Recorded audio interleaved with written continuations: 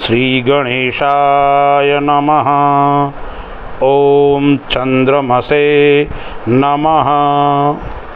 दर्शक मित्रों, आज हम नक्षत्र के ऊपर विचार करेंगे। ज्योतिष के अंदर नक्षत्र से राशि का निर्माण होता है। आकाश मंडल के अंदर आपको नक्षत्र दिखाई पड़ते हैं। 12 राशि है और 27 नक्षत्र है ज्योतिष के अंदर।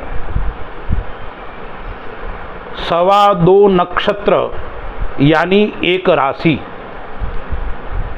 9 चरण यानी एक राशि।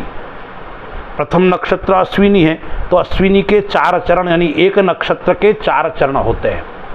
भरणी के 4 चरण और कृतिका का 1 चरण, ऐसे 9 चरण बनकर मेष राशि का निर्माण होता है।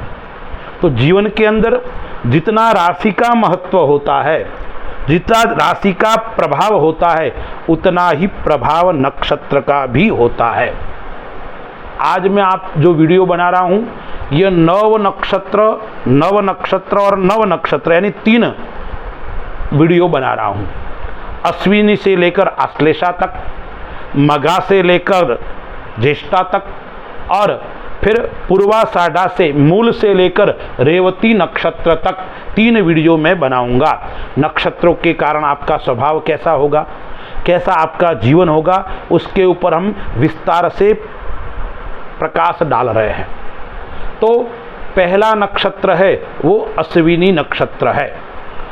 अब प्रत्येक नक्षत्र के देवता होते हैं, स्वामी होते हैं। तो अश्विनी नक्षत्र के जो स्वामी है वो केतु है। अश्विनी नक्षत्र के देवता है वो अश्विनी कुमार है। यदि आपका जन्म, आप कुंडली उठा के देखिए, कुंडली के अंदर नक्षत्र लिखा हुआ होता है। यदि आपका नक्षत्र अश्विनी है तो अश्विनी नक्षत्र में यदि आपका जन्म है तो आपका स्वभाव कैसा होगा, आपका शरीर कैसा होगा। तो अश्विनी नक्षत्र में जन्म लेने वाला व्यक्ति देह आकृति यानी शरीर सुंदर होता है, हष्ट पुष्ट उसका शरीर होता है, प्रतिभा संपन्न व्यक्तित्व का धनी होता है, अच्छे संचालक होता है, काम करने के अंदर, संचालन करने के अंदर वो कुशल होता है, योजना बनाने में वो कुशल होता है, विलासी होता है, सुख को भोगने वाला होता है, जीवन के अंदर धन और संपदा सुख श्रेष्ठ होता है, कला प्रिय, भिन्न भिन्न प्रकार की कलाओं के माध्यम से तकनीकी विषय के अंदर क्या जानकार, कलाओं का जानकार, संगीत का जानकार, फिर यात्रा के अंदर रुचि रखने वाला, घूमने का शौकीन, धार्मिक यात्रा, विदेशों में भ्रमण करना यानी भ्रमण का शौकीन होता है, अवसर के अनुसार चलने वाला, अवसरवादी और वाणिज्य व्यापार के अंदर कुशल होता है। ऐसे व्यक्तियों को जीवन के अंदर यदि नक्षत्र का फल चाहते हो तो भोजन का दान देना चाहिए, केतु की यानी कुलदेवी की पूजा करनी चाहिए और मंदिर में ध्वजा दान करना चाहिए। फिर हम आते हैं दूसरे नक्षत्र भरणी नक्षत्र के ऊपर। भरणी नक्षत्र है वो नक्षत्रों में दूसरा नाम का नक्षत्र है और भरणी नक्षत्र में जन्म लेने वाला व्यक्ति है, उसका जो स्वामी है वो शुक्र है। भरणी नक्षत्र के देवता है वो यम है, यम राजा है।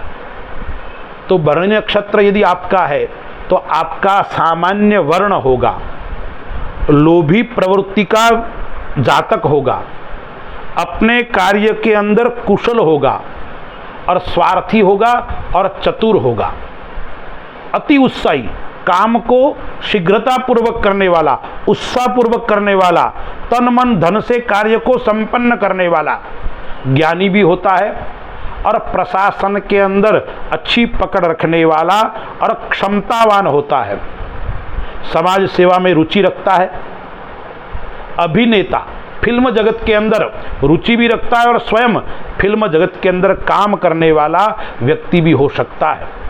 कलाओं के माध्यम से कला प्रिय होता है, कूटनीतिज्ञ, अपना काम किस प्रकार से निकलवाना, कूटनीति से किस प्रकार से विजय प्राप्त करना, ये उनकी योजना होती है और यशस्वी भी होता है। ऐसे व्यक्तियों को कुल देवी की पूजा करनी चाहिए, माता जी की पूजा करनी चाहिए, गौ की माता की सेवा करनी चाहिए, अन्न का दान करना चाहिए और पक्षियों को अनाज डालना चाहिए। उसके बाद में बात आती है, तीसरे नंबर का नक्षत्र है वो कृतिका नक्षत्र। कृतिका नक्षत्र है, उसका जो स्वामी है वो सूर्य है, उसका देव है वो अग्नि, अग्नि तत्व का नक्षत्र है। कृतिका नक्षत्र में जन्म लेने वाले व्यक्ति स्वाभिमानी होते हैं, प्रसिद्धि को प्राप्त करने वाले, तेजस्वी, जहां खड़े रहते हैं वहां अपना तेज प्रकट करने वाले, कैसे अच्छे वाचाल, बोलने में दक्ष, उससे लोग आकर्षित होते हैं, लेकिन अहंकारी भी होते हैं और विलास प्रिय यानी शौक मौज को प्राप्त करने वाले, उसके अनुसार चलने वाले, लेकिन कामी और भोगी पर स्त्री में आसक्त भी रहते हैं। व्यवहार अच्छा होता है उनका, परिवार के अंदर प्रेम रखने वाले, कर्मठ भी होते हैं, नेतृत्व क्षमता यानी नेतृत्व को प्राप्त करने वाले अच्छे राजनेता भी होते हैं, उनमें नेतृत्व क्षमता भी श्रेष्ठ होती है। सुख साधन, गाड़ी यानी भौतिक सुख साधन से संपन्न व्यक्ति होता है।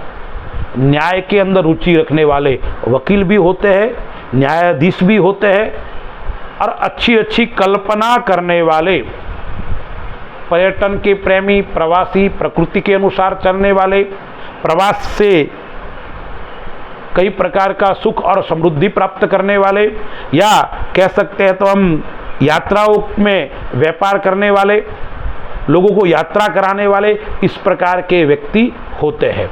ऐसे व्यक्तियों को जीवन के अंदर धातु का दान करना चाहिए, चाहे सुवर्ण यानी सोने का यदि आपकी शक्ति हो, चांदी का, लोहे का, पित्तल का, तांबे का, इस प्रकार के धातुओं का दान करना चाहिए।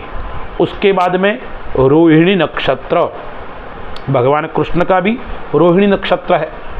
तो रोहिणी नक्षत्र के अंदर जन्म लेने वाला व्यक्ति मर्यादा के अनुसार चलने वाला, मर्यादाशील होता है, धन को संग्रह करने वाला यानी कम खर्च करने वाला, खर्च कम, संग्रह की प्रवृत्ति ज़्यादा रहती है, पर द्रव्य त्यागी यानी दूसरे के धन के अंदर कभी उनकी रति होती नहीं है, दूसरे के धन को हड़पने की इच्छा जीवन के अंदर उनके अंदर नहीं होती है। सौंदर्य को प्रेमी, खुद भी सुंदर रहना पसंद करता है और सौंदर्य प्रेमी होता है, लेकिन कामुक और भोग को प्राप्त करने वाला होता है। मधुर भाषी, मधुर बोलने वाला और स्पष्ट बात करने वाला व्यक्ति होता है, लाग लपेट नहीं रखने वाला। उनका शरीर मध्यम होता है, कद काठी भी मध्यम होती है, लेकिन विवाद के अंदर फालतू में वो फंसता रहता है। कभी कभी ईर्ष्या उनके अंदर ज़्यादा उत्पन्न होती है, लेकिन सुधारक होता है, समाज के अंदर सुधार करना, परिवार में सुधार करना यानी सुधारक स्वभाव उनका होता है। और सेवा भाव, कहीं भी जाएगा तो सेवा का मन में भाव रहेगा, सेवा करना उनका इस प्रकार का भाव रहेगा। अब जो रोहिणी नक्षत्र है उसका स्वामी है वो चंद्रमा है, उसका देवता है वो प्रजापति है, तो उनको भगवान शिव का पूजन करना चाहिए, चंद्रमा के दर्शन करने चाहिए और जीवन के अंदर घृत का दान करना चाहिए। फिर नक्षत्र आता है वो मृगशिरा नक्षत्र है। मृगशिरा नक्षत्र का जो स्वामी है वो मंगल है। मृगशिरा नक्षत्र के देव है वो भगवान चंद्रमा है।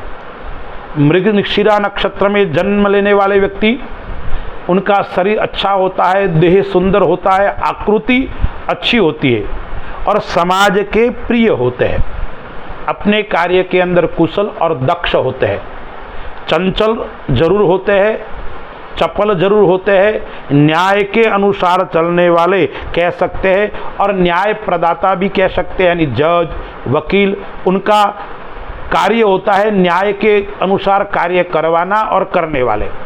संगीत के अंदर उनकी रुचि होती है और अच्छे संगीतज्ञ भी होते हैं।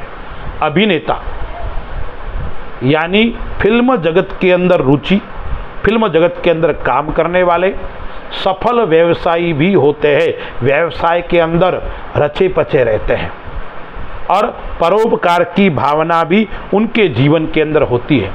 अल्प व्यवहारी यानी दूसरों से व्यवहार कम रखना, अपने काम तक ही सीमित रहना, उस प्रकार का उनका स्वभाव होता है और नेता बनने की उनकी लालसा भी होती है।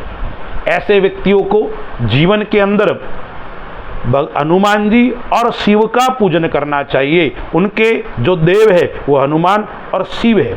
और दान किसका करना चाहिए? उनका दान करना चाहिए, कंबल का दान करना चाहिए और तिल का दान उनको करना चाहिए। उसके बाद में आता है आर्द्रा नक्षत्र। आर्द्रा नक्षत्र का स्वामी है वो राहु है, देवता है रुद्र यानी शिव है। आर्द्रा नक्षत्र में जन्म लेने वाले व्यक्ति स्वाभिमानी होते हैं, शरीर मजबूत होता है, काठी अच्छी होती है, सद्व्यवहारी और सद्गुणी होते हैं, संघर्ष करने वाले और संघर्ष में जीवन जीने वाले होते हैं। और संघर्ष इतना जीवन के अंदर होता है तो उनका जीवन भी सिद्धांतवादी हो जाता है, सिद्धांतशील वो व्यक्ति हो जाते हैं। उदार प्रवृत्ति होती है, निरंतर प्रगति का विचार करने वाले, प्रगति को प्राप्त करने वाले, जिसको हम प्रगतिशील भी कहते हैं। लेकिन स्वास्थ्य उनका थोड़ा नरम गरम रहता है। क्यों रहता है? कि उनकी जो दिनचर्या है वो अनियमित होती है, नियम के अनुसार नहीं, कभी लेट उठना, कभी जल्दी उठना, यानी जीवन के अंदर दिनचर्या के अंदर नियम नहीं होता है, अनियमितता होती है। उसके कारण उनका स्वास्थ्य थोड़ा गड़बड़ भी रहता है। विलासी होते हैं, असंतोषी भी होते हैं और पैतृक धन को प्राप्त करने वाले, वंशानुगत संपदा का भोग करने वाले, प्राप्त करने वाले होते हैं। आर्द्रा नक्षत्र में जन्म लेने वाले व्यक्तियों को भगवान शिव का पूजन करना चाहिए, भगवान शिव को आराधना करनी चाहिए, रुद्राक्ष धारण करना चाहिए और गौदान और गौ सेवा करनी चाहिए। उसके बाद में नक्षत्र आता है पुनर्वसु नक्षत्र। यदि व्यक्ति का जन्म पुनर्वसु नक्षत्र में हुआ है, पुनर्वसु नक्षत्र के स्वामी है वो बृहस्पति है, देव है वो अदिति है। तो पुनर्वसु नक्षत्र में जन्म लेने वाला व्यक्ति नीति के अनुसार चलने वाला, नीतिशील होता है, श्रेष्ठ गायक भी होता है और वाद्य को बजाने वाला, संगीत में रुचि रखने वाला, संगीत के प्रेम करने वाला सत्वगुणी व्यक्ति होता है। लेकिन कभी कभी व्यसन के अनुसार यानी व्यसन में लिप्त रह जाता है। उनका जो मित्र मंडल होता है यदि गलत है तो गलत आचरण में प्रवृत्त हो जाता है और उसके अनुसार उनको यातनाएं, जेल की, पुलिस की यातनाएं भी भोगनी पड़ती है। योजना कुशल होता है, श्रेष्ठ योजना बनाने वाला। कोई काम उनके हाथ में आ जाता है तो योजनाबद्ध तरीके से करना ये उनके स्वभाव के अंदर होता है। अच्छे दिशा निर्देश देने वाला, भावुक भी होता है, इसलिए लोगों की सेवा करने की उनमें मन में तमन्ना होती है। आत्मविश्वास से परिपूर्ण होता है, निष्ठापूर्वक कार्य करने वाला होता है। शरीर उनका सामान्य होता है, कद काठी सामान्य होती है।